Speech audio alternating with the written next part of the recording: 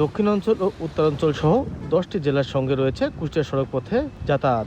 মহাসড়ক ও আঞ্চলিক মহাসড়ক দখল বন্ধে পাশে ঝুলানো সড়ক আইনের সাইনবোর্ড, কিন্তু এসবের তোয়াক্কা না করে মহাসড়কের জায়গা দখলের মহোৎসব চলছে। অবৈধভাবে দখল করে বাণিজ্যিক প্রতিষ্ঠান গড়ে তুলেছে প্রভাবশালীরা। এমনকি মহাসড়কের 10 মিটারের মধ্যে স্থায়ী নির্মাণ কাজও করছে তারা। রাস্তার দুই পাশ অবৈধ দখলের কারণে প্রায় ঘটছে দুর্ঘটনা। এসব অবৈধ স্থাপনা অপসারণের দাবি যান চালক ও পথচারীদের। গাড়ি দাঁড়ানোর সমস্যা, যাত্রী নামানোর সমস্যা, অনেক সমস্যা। টার্নিং এর ভিতরে বিভিন্ন মানুষ বিভিন্ন কিছু করে দখল করে ওই টার্নিং এ দেখার মতন কোনো পরিবেশ নাই। গভর্নমেন্টের যে বেঁধে দেওয়া রাস্তা, এই রাস্তাটা ছেড়ে সবাই ব্যবসা বাণিজ্য করুক, আমরাও সবাই নিরাপদে থাকি, পথচারীও নিরাপদে থাকি। মহাসড়কের জায়গা অবৈধ স্থাপনা অপসারণের কাজ পরীক্ষাধীন জানান সড়ক বিভাগের নির্বাহী প্রকৌশলী।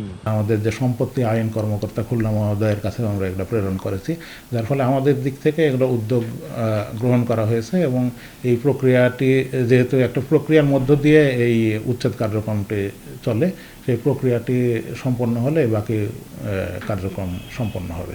জেলা সড়ক বিভাগের তথ্য মতে 150 কিলোমিটার রাস্তার পাশে প্রায় 975 জন দখলদার অবৈধভাবে স্থাপনা নির্মাণ করেছে।